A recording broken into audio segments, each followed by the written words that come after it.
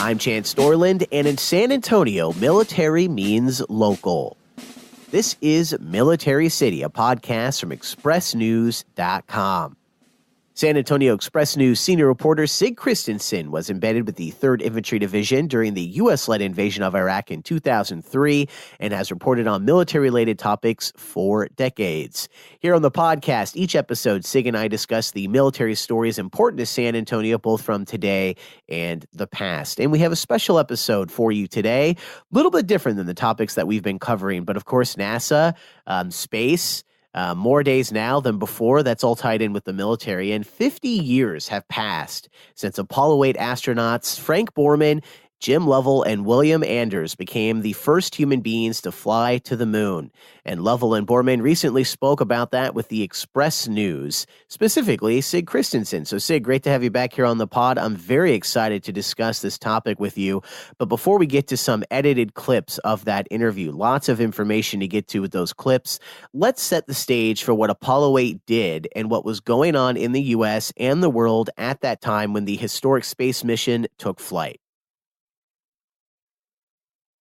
Apollo 8 was a peculiar mission. There were pieces of the puzzle missing for NASA. So off the bat, they did not have a lunar module. It wasn't ready. At the same time, the Russians were pushing harder to get to the moon.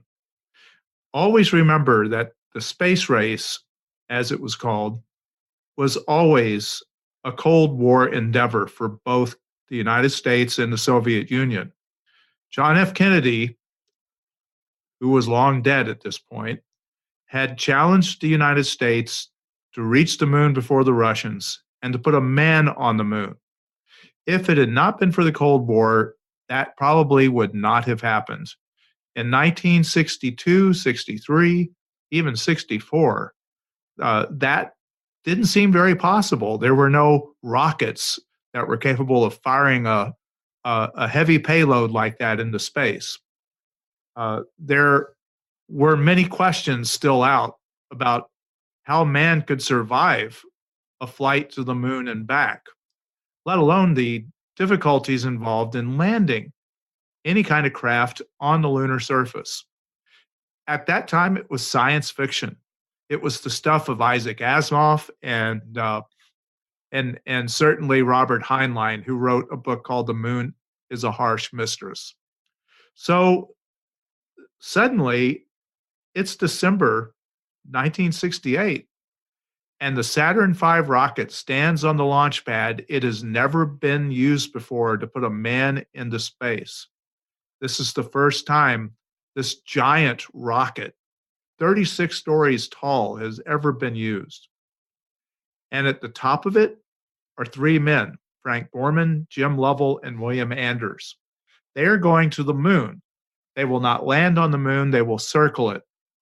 And they're going to circle it not on just any given day, but they're going to enter lunar orbit on New Year's Eve. What a Christmas present. And of course, we're right around Christmas, New Year's Eve time. We're a little bit before that, but right around the same time. So this is a perfect topic for today's episode of Military City, Sig. And like I said, I'm just very excited to talk about it. I've been kind of a space junkie, space nerd since I was a young kid. I got the references, the literary references that you just mentioned. The Moon is a Harsh Mistress is one of my favorite books. So let's get right to it. Let's listen to our first clip of your discussion with Apollo 8 astronauts Jim Lovell and Frank Borman talking about a flight of firsts and also Lovell's favorite mission. Your daughter told me, Barbara told me that this is your favorite mission. And I wrote in the last story that this mission was a feast of first. It was the first time that anyone had flown the Saturn V, the first time humans left Earth orbit, the first time they went to the moon, the first pictures of Earth taken from deep space, and the first live TV coverage from the lunar surface. Yeah, that was a lot of firsts. This is your favorite mission, right? Well, we didn't have a live TV from the lunar surface. We had it from lunar orbit. Well, it was of the lunar surface, we said. Yeah. We were orbiting the moon for the TV. Yeah, and we saw that. I was at home with my mom. and we saw that on Christmas Eve. It was just, it was all breathtaking.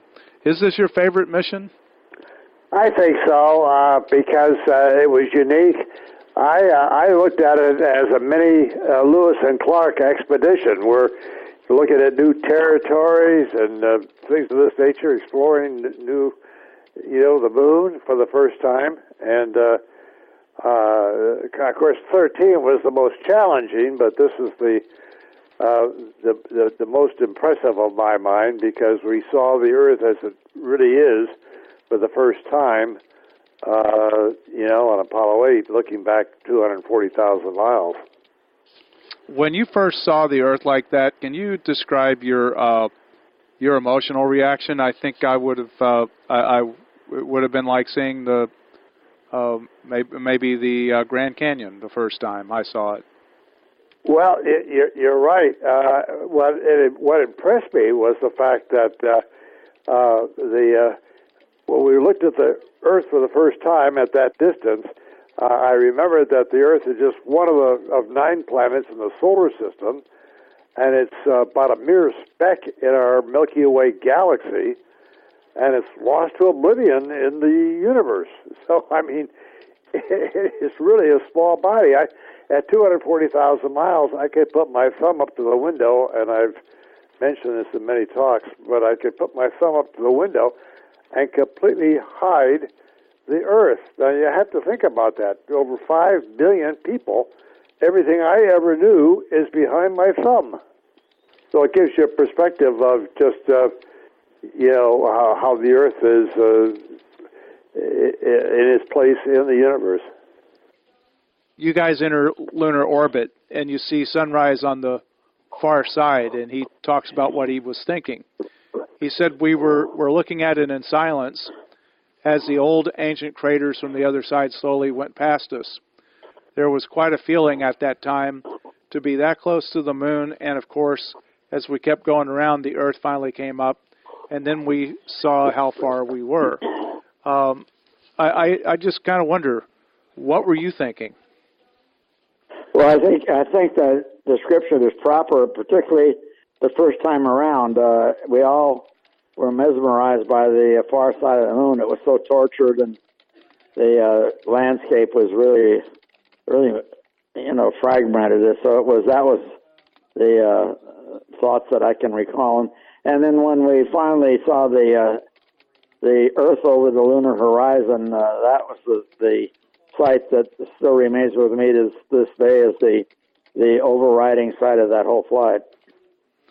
Explain to people why that is. The universe was black and white and different shades of gray on the moon.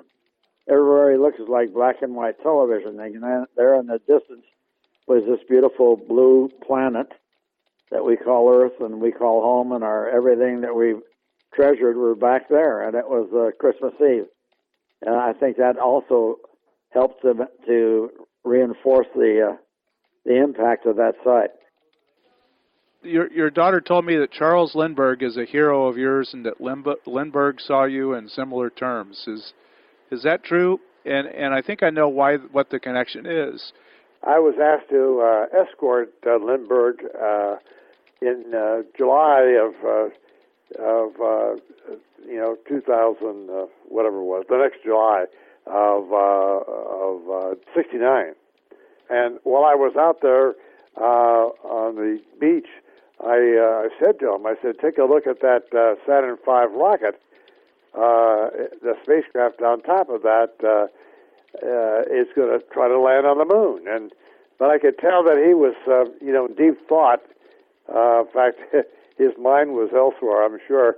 And I suspect he was thinking of his own journey, that 34-hour over the water flight from New York to Paris. And then he looked at me and he said, "Yep, Apollo 11 will be quite a feat." He said, "But your flight, Apollo 8, that's the flight I'll remember." So I'm one of those kids who actually saw this on television. My mom and I sat and watched it on Christmas Eve. I don't think there was anyone else in the room but us. That was a really, really bad year. 1968 was an awful year for the country. Riots, assassinations, political turmoil, the likes of which nobody had seen since the Civil War. And for us personally, it had been a horrible year. My father died on January 8th, 1968. The rest of that year was almost impossible for me to remember. But then this came along, and I had been kind of a space nut from the time I was old enough to watch the first Gemini missions, maybe the last of the Mercury missions. Those were very, very old, of course. I used to set up a school bench or a school desk in my living room, and I would get all the material for each flight from NASA, and I would follow the flight, orbit by orbit, as often as there was somebody on television to report on it. And so I watched all of the Gemini missions that way, and I remember the one that Borman and Lovell flew, Gemini 7, and of course Buzz Aldrin and Lovell flew Gemini 12. That was the last of the Gemini space missions. And so this was an enormous moment for me. I was in love with the space program. We were all in love with the whole notion of going into space and discovering things out there that had never been seen before. And suddenly we're watching these guys circle the moon. And they read from the book of Genesis. That is their Christmas present to the earth.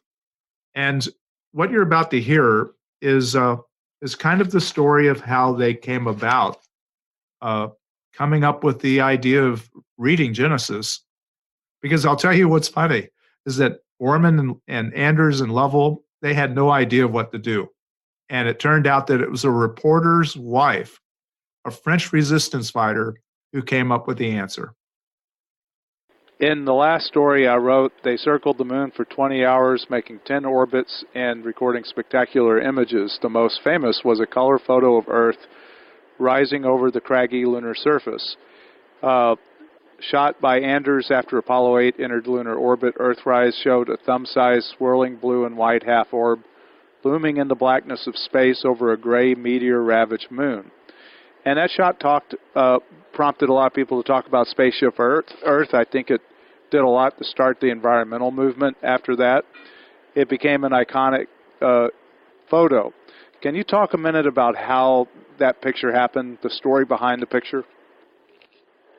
Well, it's been covered many times, but I think it was first recognized. I forget who saw it. I think we all sort of saw it together. But on the right window, it came up, and it didn't look like it was properly positioned for a good photograph. Then on the left window, I mentioned it and saw it and told Anders that the best shot for the Earth is on this window, and so he grabbed a camera, and the camera happened to have telephoto lens attached, and he got colored film, and so that picture shows the Earth actually a lot bigger than it really is.